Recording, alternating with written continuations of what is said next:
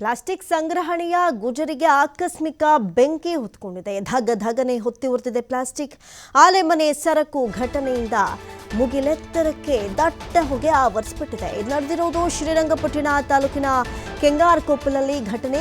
ರೈತ ಕೆಂಪೇಗೌಡ ಎಂಬುವವರಿಗೆ ಸೇರಿದ ಜಮೀನಿನಲ್ಲಿ ಬೆಂಕಿ. ಲಕ್ಷಾಂತರ ಮೌಲ್ಯದ ಯಂತ್ರೋಪಕರಣಗಳು ಈ ಸಂದರ್ಭದಲ್ಲಿ ಸುಟ್ಟು ಭಸ್ಮವಾಗಿದೆ. ನೀವು ಕೂಡ ದೃಶ್ಯಾವಳಿಗಳಲ್ಲಿ ಗಮನಿಸಬಹುದು ಯಾವ ರೀತಿ ಬೆಂಕಿ ವ್ಯಾಪಿಸಿದೆ ಅನ್ನೋದನ್ನ. ಬೆಂಕಿ ನಂದಿಸಿದ್ದಾರೆ ಸದ್ಯಕ್ಕೆ ಅಗ್ನಿಶಾಮಕ ದಳದ ಸಿಬ್ಬಂದಿ. ಆದರೂ ಕೂಡ ಅಲ್ಲಿ ಸದ್ಯಕ್ಕೆ ಬಹಳಷ್ಟು ದಟ್ಟ ಹೊಗೆ ಆವರಿಸಿಬಿಟ್ಟಿದೆ. ಪ್ಲಾಸ್ಟಿಕ್ ಸಂಗ್ರಹಣೆಯ ಗುಜರಿಗೆ ಬಿದ್ದಿರುವಂತಹ ಆಕಸ್ಮಿಕ ಬೆಂಕಿ ಧಗಧಗನೆ ಹೊತ್ತಿ ಉರಿದಿದೆ. ಅಲ್ಲಿ ಸದ್ಯಕ್ಕೆ ಒಂದು ಆತಂಕದ ವಾತಾವರಣವೇ ನಿರ್ಮಾಣವಾಗ್ಬಿಟ್ಟಿದೆ. ಅಗ್ನಿಶಾಮಕ ದಳದ ಸಿಬ್ಬಂದಿಗಳು ಕೂಡ ಬೆಂಕಿಯನ್ನು ನಂದಿಸುವಲ್ಲಿ ಹರಸಾಹಸ ಪಡ್ತಾ ಇದ್ದಾರೆ.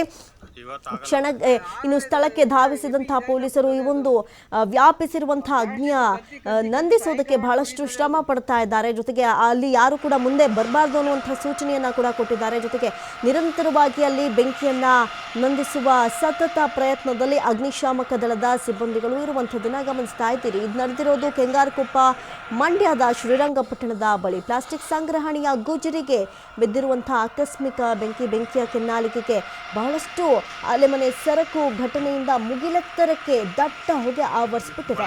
ಸದ್ಯಕ್ಕೆ ಶ್ರೀರಂಗಪಟ್ಟಣ ತಾಲೂಕಿನ ಕೆಂಗಾರಕೊಪ್ಪಲಲ್ಲಿ ನಡೆದಿರುವಂತಹ ಘಟನೆ. ರೈತ ಕೆಂಪೇಗೌಡ ಎಂಬುವವರಿಗೆ ಸೇರಿದ ಜಮೀನಿನಲ್ಲೂ ಕೂಡ ಬೆಂಕಿ ವ್ಯಾಪಿಸಿದ್ದು ಲಕ್ಷಾಂತರ ಮೌಲ್ಯದ ಒಂದು ಕಡೆ ಯಂತ್ರೋಪಕರಣಗಳು ಕೂಡ ಸುಟ್ಟು ಭಸ್ಮವಾಗಿದೆ ಎನ್ನುವಂತಹ ಮಾಹಿತಿ ಲಭ್ಯವಾಗ್ತಾ ಇದೆ.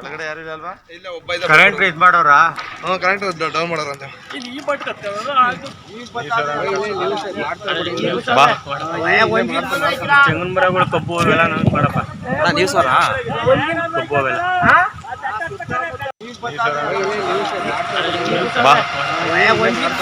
ತೆಂಗಿನ ಮರಗಳು ಕಬ್ಬು ಅವೆಲ್ಲ ನಮ್ಗೆ ಮಾಡಪ್ಪ ನೀವು ಸರ ಕಬ್ಬು ಅವೆಲ್ಲ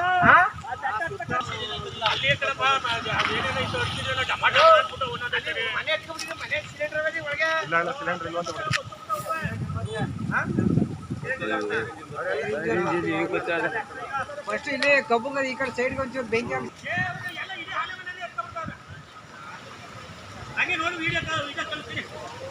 ಇಲ್ಲೇ ಹೊಸಿ ಗುಡ್ಡೆ ಹಾಕಿದಾರೆ ಮರಿಗೋಡ. ಇಲ್ಲಿ ಅದು ಬರೀ ಪ್ಲಾಸ್ಟಿಕ್ ಏನೇ ಅದು ಇವತ್ತಾಗಲ್ಲ ಬಿಡ್ರಿ, ಆಗಲ್ಲ.